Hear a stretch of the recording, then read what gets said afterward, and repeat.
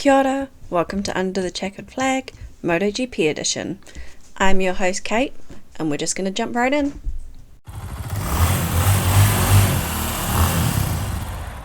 I'm going to start off by wishing you all a very Merry Christmas. In my effort to be consistent with this uploading, I am releasing this on Christmas Day like an absolute madwoman.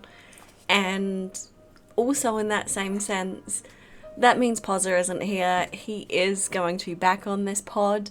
He will be coming back probably in the new year, is the most likely one that will be able to make it work. So we will see him then. Today I'm just going to do some rambling, as I always do. And this rambling is going to be about any news that we've heard in the last week or so. And the first of that news is going to be talking about all the changes going on at Ducati right now, because we're seeing some management not shifting. I guess they're just moving into alternate roles within Ducati. The most notable of these is Paolo Ciabatti, which I always think of ciabatta bread whenever I think of this guy, so it's probably not bad that he's not going to be within the Ducati MotoGP team, because I'm probably going to get less hungry every time I hear his voice. He's moving over to the new off-road division for Ducati. I think it's probably going to be a little bit of a shake-up, not overly dramatic as it could be if, say, Gigi Dall'Igna left. But we can't ignore the fact that Ciabatti was a really crucial role in the team.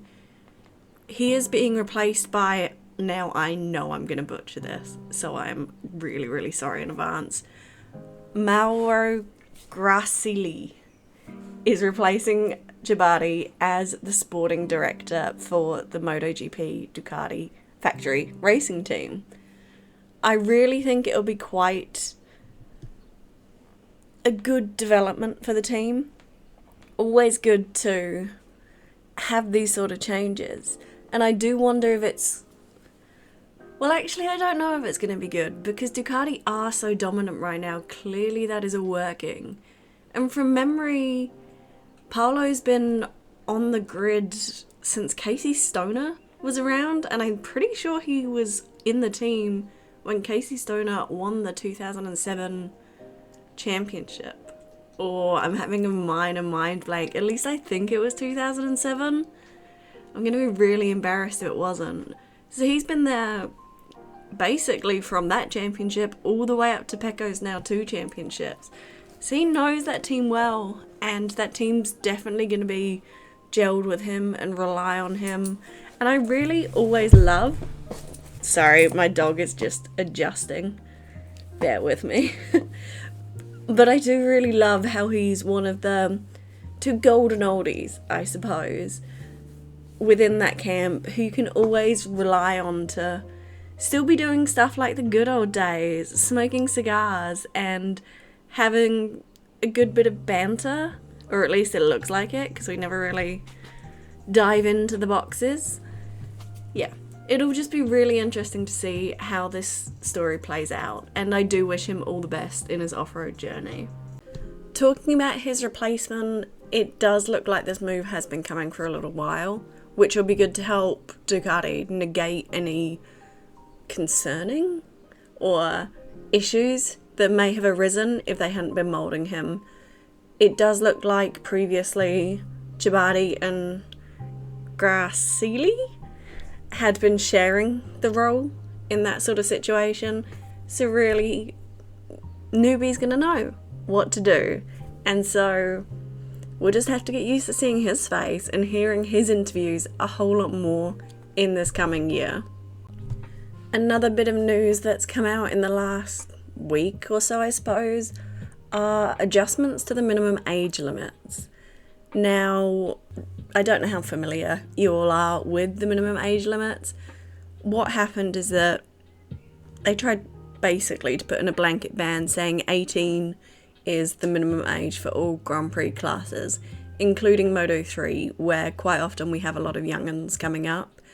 Looking at Moto2, you've got people like Fermin Aldeguer, who really started to dominate at the end of last season. You've got Pedro Acosta, who I think's 19, who's moving up into MotoGP next year. So we are looking down the barrel of quite a shift in age for motorcycle racing, Grand Prix style. I, on one hand, really support this because at the age of 18, it does seem like you're a lot older and wiser than you would be, say, if you're 16. That is sort of like a blanket statement, really. But it's this ethical debate that we can batter with ourselves on what is the age of consent for motorcycle racing. Remember, a lot of these people on the grid have been doing this since they could walk, and we do see a lot of young riders having serious injuries and even deaths on the road to MotoGP grid, and that's a really tough pill to swallow for this sport that we love. And then we also have to consider in the fact we happily, or at least I happily enjoy watching, definitely not riding, because I do not have the cojones needed to ride the Isle of Man. But the fact that people do race the Isle of Man year after year, and they're consenting to that, even though we lose so many people in that race, and we lose so many people for this sport of motorcycle racing that we love. But that was a little bit of a tangent. Relatable tangent, at least, to what I'm talking about. The rules have changed because riders are finding it a bit too restricted. Existing exemptions were in place, and so this was, if a rider was already in Moto 3 and they were 17, they'd be able to carry on racing and that sort of thing. These exemptions are now being widened. So the top 3 overall finishers in the Junior GP World Championship and also the Red Bull Rookies Cup will be able to compete in the Moto 3 World Championship from such a time, I'm using the official wording here, because when it comes to this sort of thing, official wording is actually ridiculously important, because if there's a loophole, someone will find it. Like me, with Dorna's copyright laws, which I'm still fighting on about. But yes, the top 3 overall finishers in the FIM Junior GP World Championship and the Red Bull MotoGP Rookies Cup are able to compete in the Moto 3 World Championship from such a time as they are mathematically guaranteed a top 3 position in Junior GP or the rookies, even if they do not reach the minimum age of 18. However, an absolute minimum age of 17 applies. So, yeah, that's a mouthful, but it basically means that you can sidestep the minimum age of 18 if you're in the top 3 of the Junior GP or the Red Bull Rookies Cup, is my understanding of it. Let me be crystal clear there. Let me know, actually, if I've got that right or if you think I've got it wrong. Another adjustment made is in the Moto 2 class. The exemption applies to the winner of the FIM European Moto 2 Championship. They'll be able to compete in the 2024 Moto 2 World Championship. So very, very specific there, this wording. That is applying even if they do not reach the minimum age of 18, but again, an absolute minimum age of 17 applies. So it's, yeah, they've just widened the exemptions for a handful of 17-year-olds, allegedly, just to make sure that, you know, if they're winning these championships, then they can come through and compete on the Grand Prix grid, rather than have their careers absolutely stall. Because we are in danger of that, I suppose, with the rules as they were previously, where a rider could absolutely demolish the field in the Red Bull Rookies Cup, but they're 17 and they wouldn't be able to move up into Moto 3. So it does sort of get around that in a way, which I do actually think is a really positive step, even while my brain debates the ethics of effectively kids racing. But that's a different conundrum that I'm not going to try and figure out on this podcast. I would probably be here until next Christmas. that's actually pretty much it for the news. It's winter/summer here in New Zealand. It's the break. We know not a lot's going to be going on. We are expecting a new version of the rules and regulations to get dropped in the coming days. Probably coming weeks if we think about it, given the fact it's almost Christmas. For me, it is Christmas if you're listening to this. Again, Merry Christmas. I feel like I should be dressed up in like a Santa hat or something. Admittedly, I don't show my face on most of these videos, but I think I should feel more festive. I got my Christmas lights on my Christmas tree. That counts.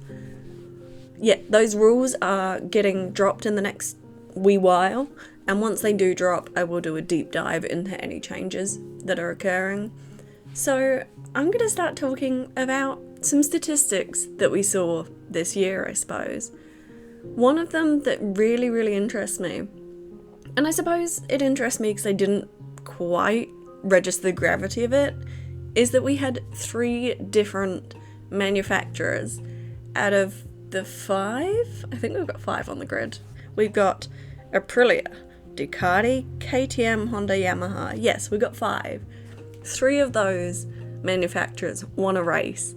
And my reaction when I realised that KTM wasn't one of them, 3 of those manufacturers won a Grand Prix race. I feel like I do have to make that distinction, because KTM didn't win a Grand Prix. No matter how close Brad Binder got on these races, they didn't win on the Grand Prix race.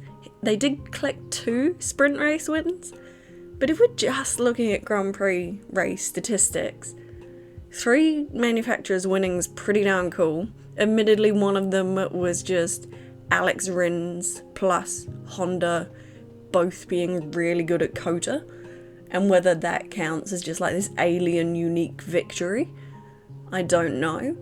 But the fact that 3 of them did, I'm really happy with. Because we do seem to still be in this Ducati Cup mentality, and while Ducati are dominating, I do wonder if it's going to be turning around a little bit soon.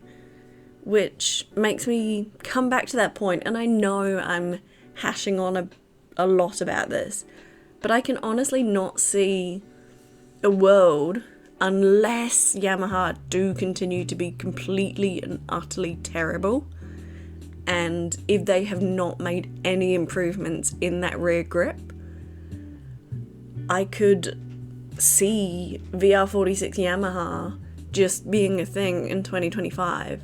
I really want it to be a thing, so maybe I'm suffering from a little bit of Delulu and copium, because I just think it makes the most sense. I think we'll be seeing Bezzecchi on that Yamaha, and I think that VR46 will be going back to Yamaha. But anyway, I'm supposed to be talking statistics, not my dream of how we can hopefully fix this Ducati domination. At least this isn't like Formula 1 where it's just Pecco Bagnaia winning everything. At least we had Jorge Martin in there spicing it up, and Brad Binder up at the front giving them all a hard time.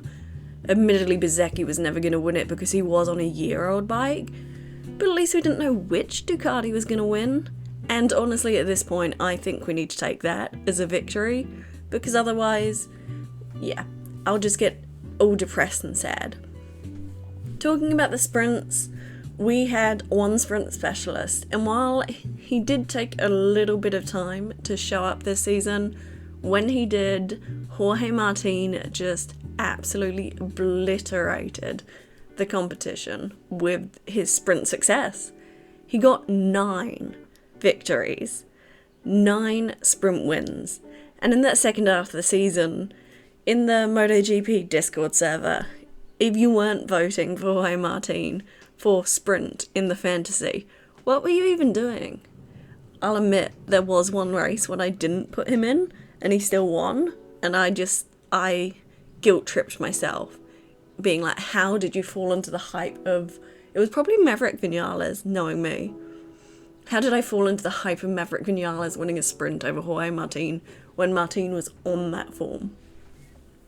Martin got 9 sprints, which was ahead of Pecco Bagnaia, who got 4 sprints.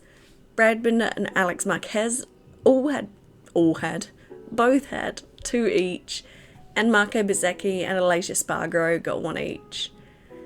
Out of all of the riders on the grid, Jorge Martin was the only one who scored points in every single sprint race this year, which actually makes me wonder. I didn't look this stat up. Maybe I'll have to go and do it after this recording. Was there a rider that scored points in every single Grand Prix race this year? Because as I'm sure we all know, some of these races were a battle for survival, with, I think, our shortest, that's not quite the word I'm looking for.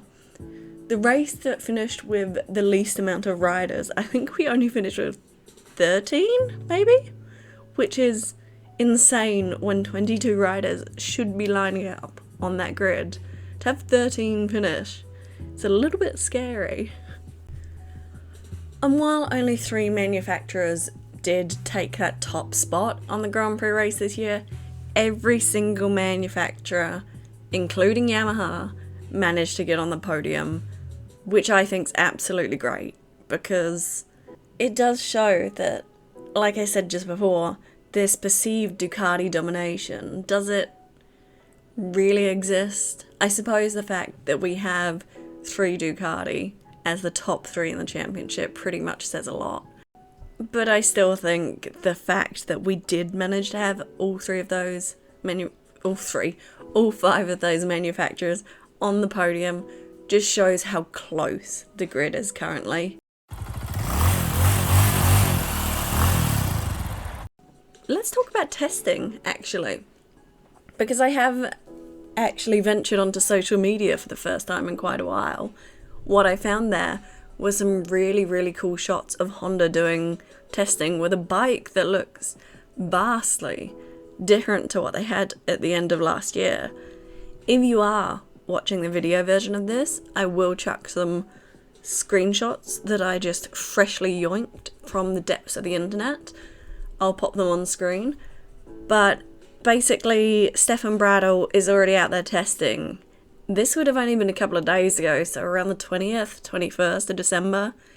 I think this is a really, really good sign for Honda, because it shows they understand how deep in this hole they are. And I do believe that Marc Marquez leaving Honda is the best thing that could have happened to them at the moment, because it forces them. It forces their hand to actually develop a bike that they no longer just need an alien like Casey Stoner or Marc Marquez to ride. It forces them to go back to the drawing boards, and that looks exactly like what they have done. The bike has Ducati style aero. It does have, whether you love them or hate them, it's rocking a KTM style rear wing. So it does look like Honda have gone back to that drawing board, as I said, tried a whole bunch of new things, probably through some of that alleged $19 million that they're saving by not having Marc Marquez ride their bike next year. Looks like they've thrown that $19 million into bike development and truly sent it and come out with this brand new bike. I hope that's the case, because I hope that we will actually see Honda become competitive. I'm a massive Honda fangirl. I want to see them back at the top, and it is going to be a very long and strenuous road for them to get there. I just really hope they're going to rely on every single one of their riders, including their satellite riders, which we have seen throughout the year.